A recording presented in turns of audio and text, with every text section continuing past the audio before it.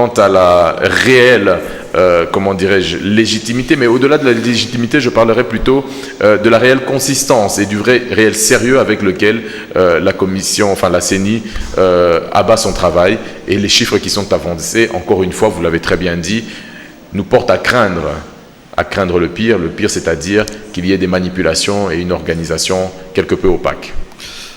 Monsieur Chimanga, le chef de l'État venait de faire un périple dans les Kasaï.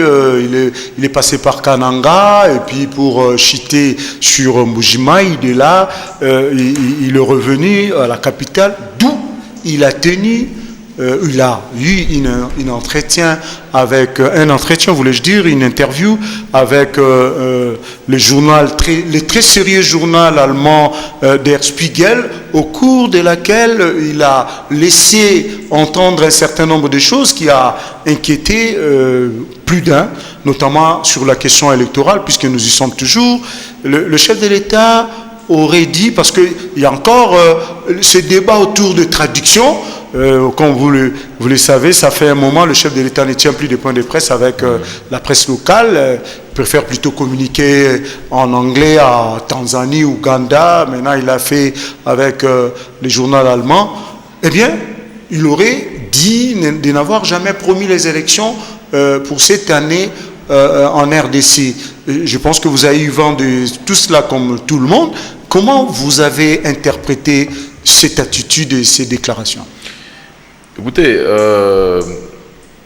mon très cher Jean-Claude, j'ose croire que c'est un problème de traduction entre l'allemand et le français, ou entre l'anglais, le français et l'allemand. Je ne sais pas dans quelle langue l'interview a été opérée, mais j'ose croire, dans le bénéfice du doute, que c'est un problème d'interprétation ou de traduction, parce que, comme je vous l'ai dit il y a à peine 2 minutes, lorsque nous étions à la Senco qui a été interpellée par le chef de l'État, et encore une fois, je me rappelle avoir salué l'initiative du chef de l'État de vouloir trouver une inclusivité dans les accords qui ont été, comment dirais-je, signé entre la majorité et l'opposition politique, celle qui était allée à l'OUA, mais il manquait ce manque d'inclusivité faisait que nous, le Rassemblement, nous n'étions pas partie prenante à cet accord du 18 octobre de l'OUA. Et dans la volonté du chef de l'État, il y avait justement cet objectif d'inclusivité et donc d'organiser. Et qu'avons-nous signé le 31 décembre? Nous avons signé un document qui nous lie, un document dans lequel nos partenaires et nos adversaires, qui ne sont pas nos ennemis, j'aime à rappeler cela, nous sommes des adversaires politiques, nous ne sommes pas des ennemis, nous ne sommes pas aujourd'hui là pour nous tuer les uns les autres, mais plutôt pour nous combattre sur un point de vue politique, social peut-être, et économique, je n'en sais rien. Mais en tout cas, avec nos partenaires, nous avions trouvé un modus vivendi et un accord. Et que disait cet accord?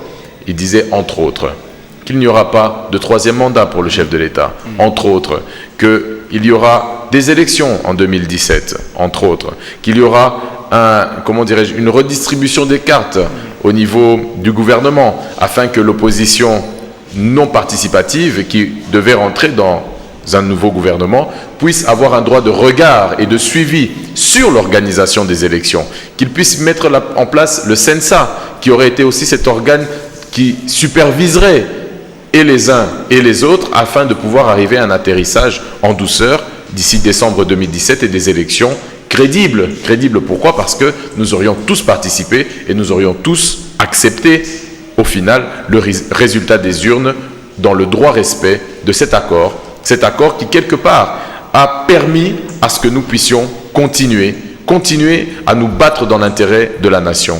Donc, ce que le journal Der Spiegel a pu écrire, personnellement, jusqu'à présent, je pense, bon, malheureusement, il n'y a pas encore eu de démenti de la présidence ou des services de presse de la présidence, mais j'ose croire que c'est une erreur de traduction, parce que les personnes qui ont représenté le chef de l'État à la Senco, je pense, étaient mandatées et donc ont engagé le chef de l'État, donc ont engagé le pays. Donc, si jamais il serait établi que le président aurait effectivement dit qu'il n'a jamais promis les élections, vous pouvez considérer ça comme de la dénégation, de la trahison tout. Je dirais point de procès d'intention. Je dirais tout simplement que tout le monde a le bénéfice du doute. Je pense qu'il faut chercher là où est la vérité. J'aimerais tellement que le chef de l'État puisse faire une allocution, par exemple, ou bien qu'il puisse recevoir la presse nationale, la presse de son peuple, qu'il puisse parler à son peuple et nous dire où nous en sommes et où nous allons. Très bien. Revenons maintenant sur les enquêtes de l'ONU, les enquêtes indépendantes que l'ONU a réclamées et a voulu opérer dans notre pays. Vous savez qu'il y a eu guerre pendant un certain moment, jusqu'à ce que le haut-commissaire des Nations Unies a fait pratiquement des menaces à notre gouvernement en lui adjugeant de 48 heures pour avoir son aval, chose qui a été faite finalement, mais sous réserve, comme d'habitude.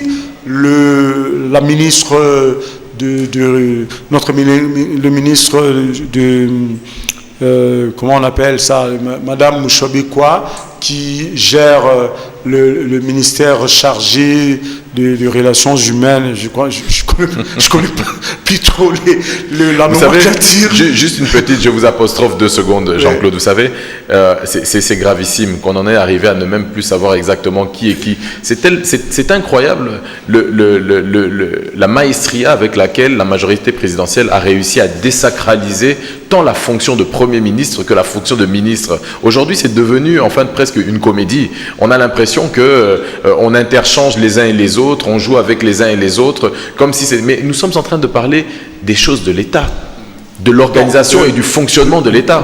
C'est triste. En relation avec les droits humains. Voilà. Appelons ça comme ça. Bien. Eh bien, Madame Mouchobekwa, justement, a communiqué sur cette question, sur cette demande de l'ONU sur les enquêtes indépendantes dans les dossiers qui concernent les massacres dans les Kasaï et plus particulièrement sur les doubles assassinats de Madame Katlan et Monsieur Michael Sharp, des experts des Nations Unies. Aujourd'hui, la position du gouvernement est celle-ci. Nous disons oui à toute enquête indépendante, mais il faut que cette enquête, l'enquête des Nations Unies, mais il faut que cette enquête-là soit mixtée avec le service congolais et surtout que ce soit la RDC, le gouvernement congolais qui en cime la direction. Votre réaction, M. Chimanga? Je vous dirais très honnêtement que je ne maîtrise pas ce dossier sur le bout des doigts. Donc je serais peut-être un mauvais avocat si je devais rentrer dans la profondeur de ce dossier. Une chose que je sais dans ce que vous venez de poser comme question, lorsque vous me parlez d'une enquête indépendante et que l'État congolais aurait accepté une enquête indépendante, mais dès lors que vous dites qu'ils acceptent une enquête indépendante mais qu'elle est pilotée par le gouvernement lui-même, je pense qu'il y a à boire et à manger et un petit problème de compréhension du terme indépendant. Qu'à cela ne tienne, je pense que nous sommes un État souverain, donc il y a bien évidemment des règles et des principes qui doivent être édictés et conduits par le gouvernement. Ça, j'en suis tout à fait, je dirais, conscient.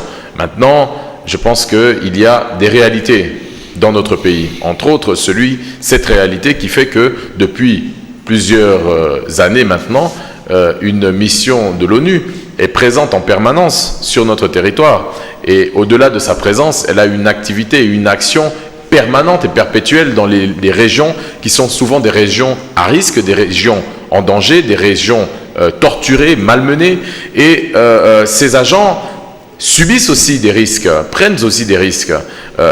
Ça s'est vu avec ces deux personnes, ces deux enquêteurs qui ont été très lâchement et tristement assassinés. Les raisons de cet assassinat, tout le monde a besoin de les connaître parce que je pense que c'est lié de près ou de loin, mais en tout cas c'est lié à une situation critique, triste et inacceptable dans le Kasaï où des populations entières ont été, en tout cas, si pas torturés, massacrés, tués, du moins, c'est ce que nous entendons, c'est ce que nous avons lu. J'ose croire et imaginer que des responsables devront être, comment dirais-je, épinglés. Et j'ose imaginer encore une fois que les responsables ne seront pas des hauts dirigeants de notre pays, parce que là, ça deviendrait de plus en plus grave qu'il y ait une complicité, comment dirais-je, une vraie complicité, une complicité établie dans ce genre d'assassinat de personnalités qui appartiendraient aux hautes sphères de notre pays. Ce serait vraiment très, très grave et gravissime. Alors, du fait que l'existence et la présence de l'ONU, du moins de la MONUSCO ici en République démocratique du Congo, soit aussi efficiente, je pense qu'il est légitime qu'elle puisse initier ou demander à ce qu'une enquête complémentaire puisse être faite sur cette situation particulière de l'assassinat de ces deux ressortissants ou du moins de ces deux experts. Donc, je pense que maintenant, puisque Madame Marie-Ange Mouchébékwa l'a annoncé, qu'on accepte une deuxième expertise et une deuxième enquête, ou du moins une enquête, on va dire parallèle, initiée par les agents de l'ONU et l'international, eh bien, espérons que cette enquête ira jusqu'au bout, qu'elle aura libre cours, qu'elle sera accompagnée par le gouvernement et qu'ils donneront à ces personnes tous les moyens disponibles et nécessaires pour que la lumière soit faite sur ce cas spécifique. Justement, puisque nous parlons du massacre du Kasaï, comment expliquez-vous personnellement, surtout vous au niveau de la dynamique Congo-Uni, quand vous dites dynamique Congo-Uni, j'imagine que toutes les parties du Congo vous intéressent. Tout à fait. Je n'ai pas entendu un seul jour un communiqué venant de votre dynamique autour de ces massacres-là. Mais pour terminer ma question, les déplacés, il faut noter que nous avons même été plébiscités comme le pays où il y a un grand flux de réfugiés à l'interne. Nous sommes arrivés en terre d'1 million de Congolais réfugiés dans leur propre pays. C'est ça. Donc voilà, nous avons battu ce record. Jean-Claude, cette situation est gravissime. Je vous prends au mot, vous avez dit que vous n'avez pas entendu de la dynamique Congo-Uni une position. Bon, je suis quelque peu déçu. Je ne suis pas déçu de moi, je suis déçu de vous, parce que vous êtes un journaliste que je respecte et pour lequel j'ai beaucoup, d'affinité. Je pense que dès le début des massacres, dès que les choses ont commencé, le rassemblement dans son unité, et c'était initié, je me rappelle à l'époque aussi, par l'ancien gouverneur, M. Loubaya, qui avait fait un travail de fond et qui était... Je lis tout ce que Loubaya a publié sur Facebook. Je lis à l'époque, dès que ça a commencé. Même ce que vous-même avez écrit, je lis ça. Donc, si vous, je parle pas, si vous je l'avez parle lu, d'un communiqué officiel si vous l'avez lu, de votre dynamique. Si vous l'avez lu, c'est que vous savez. Si vous l'avez lu, c'est que vous savez que nous avons fait un communiqué en tout cas, c'était sur la page Vidier Chimanga et non sur la page dynamique Congo-Uni. Je pense qu'on ne va pas rentrer dans une polémique maintenant. Je pense que les téléspectateurs nous suivent. S'ils ont l'internet devant eux, ils vont sur Dynamique Congo-Uni et ils vont à la date précise de ça. Ils verront que nous avons fait un communiqué.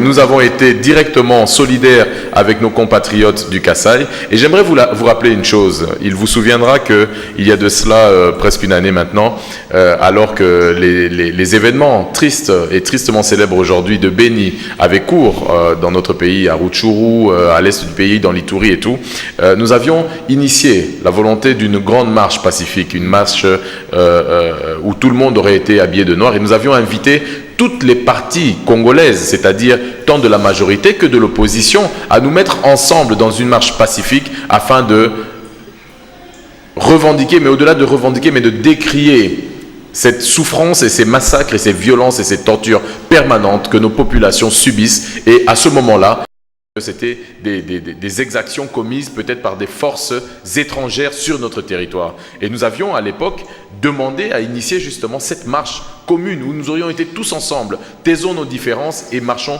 pour tout notre pays. C'est ça. Pour revenir à votre question, lorsque vous dites que nous avons à nous impliquer, parce que nous sommes Dynamique Congo-Uni, nous, notre parti, certes, mais nous parlons du rassemblement de l'opposition, nous parlons de la classe politique congolaise. Nous n'avons pas à nous impliquer simplement parce que moi je suis Kassaïen et que le Kasaï souffre aujourd'hui. Nous nous impliquons parce que l'Ituri souffre, nous nous impliquons parce que l'Équateur souffre, parce que le Bas-Congo souffre, parce que le Katanga souffre. Et nous avons ce devoir de nous impliquer à chaque fois qu'un citoyen congolais saigne, où que ce soit sur la République démocratique du Congo. Donc, malheureusement, rappelez-vous, cette marche, c'était ponctué par quoi? Mon arrestation, ou du moins mon interpellation, et celle de M. Albert Moleka à l'époque, qui ne fait pas partie de mon parti, qui n'était même pas dans le rassemblement, qui n'était même pas de la même spécialement obédience que moi, mais avec lequel nous avions accepté de cheminer et de marcher. D'ailleurs, rappelez-vous à l'époque de cette comment dirais-je, de cet appel à la marche pour soutenir nos populations de Kivu. Il y avait même M. Clément Kankou qui avait participé,